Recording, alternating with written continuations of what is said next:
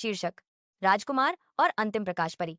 एलिंडोर के राज्य में, जहां भोर ने स्वर्ण रंग से आकाश को रंगा था, कायल नाम का एक कोमल राजकुमार फुसफुसाते जंगलों में घूम रहा था। यह क्षेत्र अपना प्रकाश खो रहा था, हर सूर्योदय पिछले से अधिक मंद।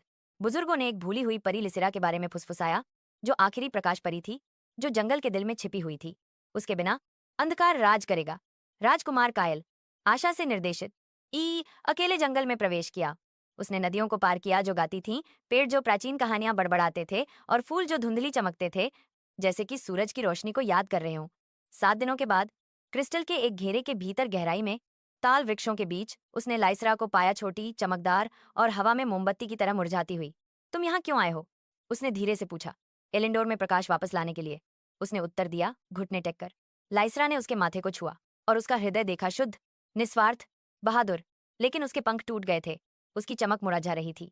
मेरा प्रकाश केवल तभी जीवित रहता है जब वह साझा किया जाता है, उसने फुसफुसाया। क्या तुम दुनिया को बचाने के लिए अपना प्रकाश दोगे? डर। एक आंसू और प्रकाश के चुंबन के साथ लिसिरा ने उसकी आत्मा का एक टुकड़ा लिया और उसे अपने पंखों में बुना। एक सुनहरा तूफान उठा, आकाश जल उठा, पेड़ तारों की तरह चमके।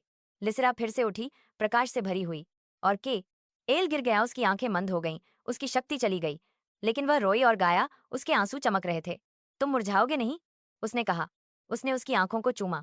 कायल जाग गया, पुनर्जन्म हुआ, एक आदमी के रूप में नहीं, बल्कि प्रकाश के राजकुमार के रूप में, पंखों के साथ जो भोर की आग की तरह थे। साथ में वे एलियंडोर के ऊपर उड़ गए। हर परछाई भाग गई, हर फूल खिल गया। उस दिन से सुबह फिर कभी मंद नहीं हुई।